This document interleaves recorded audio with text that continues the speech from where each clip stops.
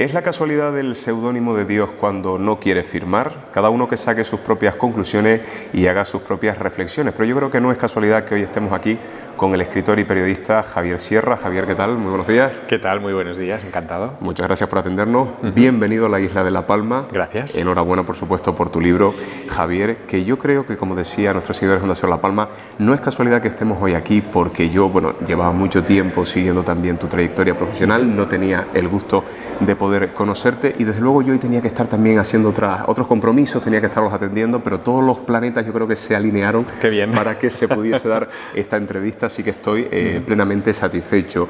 Javier, ¿por qué el Plan Maestro? ¿Qué es lo que, digamos, encierra o esconde este título, que de alguna manera también es la antesala de ese mundo que vamos a descubrir en este libro? Bueno, todas mis novelas parten de una pregunta y en este caso la pregunta que encauza la narrativa de esta novela es sobre el origen del arte.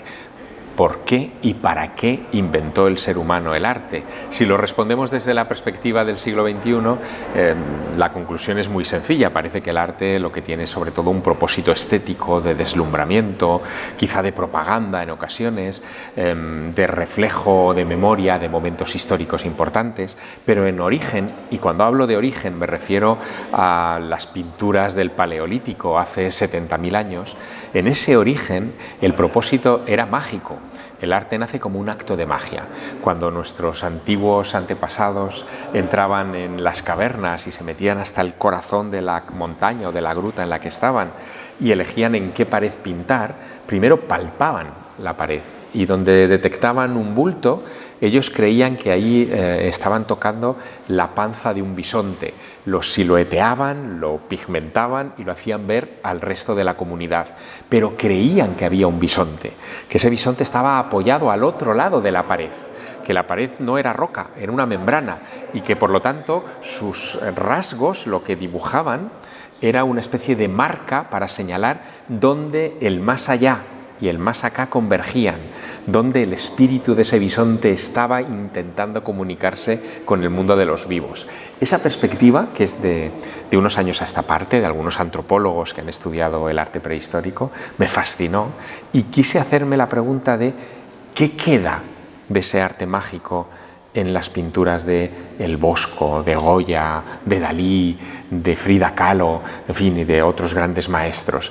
Y ese es el viaje que yo propongo en clave de novela con el Plan Maestro. Ha hecho referencia, Javier, al Bosco. Es cierto que ya yo venía con las tareas hechas, venía con esta entrevista, por supuesto, estudiada, pero si nos fijamos en la portada de este libro, del Plan Maestro, yo personalmente veo un ojo y creo que ese ojo tiene relación con el Jardín de las Delicias del Bosco. Bueno, la portada es casi un jeroglífico y una declaración de intenciones, porque lo que marca ese ojo sobreimpreso sobre el Jardín de las Delicias es un lago del tríptico central del jardín que, visto con determinada perspectiva, con esos ojos que a veces tenemos de niños que nos permiten ver caras en las nubes, es un ojo humano gigante, es el ojo de Dios que vigila a la creación.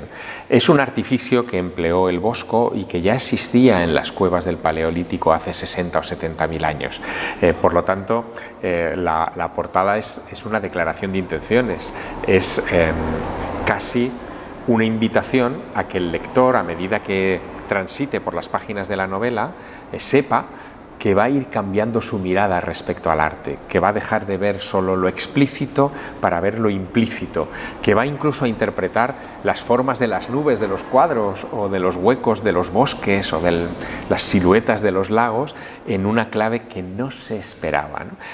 De verdad yo creo que el Plan Maestro, dentro de toda mi trayectoria literaria, es una novela muy sorprendente, ¿no? Y muy bien editada, con las ilustraciones a color necesarias para desarrollar esa visión y creo que al lector le va a fascinar. Javier, yo creo que también es sorprendente, ¿no?, esa capacidad plástica, cerebral que tienen los niños y las niñas para poder interpretar el arte, para descubrir todos esos elementos ocultos que a lo mejor para el resto de simples mortales, pues se nos hace mucho más difícil saberlo interpretar. Pero creo que también, te lo voy a preguntar a ver qué es lo que opina, es importante, es fundamental interpretar el arte desde esa inocencia que tienen los niños, es decir, desde esa liberación de todo tipo de prejuicios que en el día a día los adultos nos pesa tanto en esa mochila. Bueno, no sé si importante, es interesante. Es interesante porque nos conecta con la preocupación de este libro, que es de dónde viene el arte y para qué se inventa el arte hace miles de años, ¿no?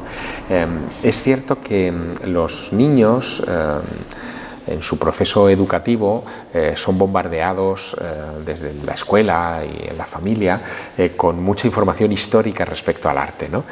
¿Qué autor hizo tal pintura? ¿En qué época histórica? ¿Cómo se titula el cuadro? Les examinan sobre estas cosas, pero no se les explica realmente para qué se hizo tal o cual cuadro. Y yo creo que en el para qué, en las intenciones, es donde está realmente lo interesante. No todos los cuadros tienen, obviamente, las mismas intenciones, pero sí que hay una serie de ellos que yo clasifico dentro de lo que en la novela llamo el arcanon.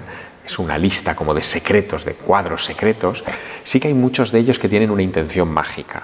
Igual que en las cuevas rupestres los antiguos veían la pared de la caverna como una membrana, también en la época del Bosco hay algunos cuadros que eran puertas que comunicaban el más allá con el más acá y que había que verlos a veces en un estado de semitrance o tras ayunos muy prolongados o en una actitud muy particular, y que si se hacía así, esa pintura creaba un efecto inmersivo, casi como estas exposiciones modernas en las que estamos rodeados de pantallas y parece que estás dentro de una escena que no existe de verdad, ¿no? Pues esto no es un invento nuevo, ya existía en el mundo antiguo.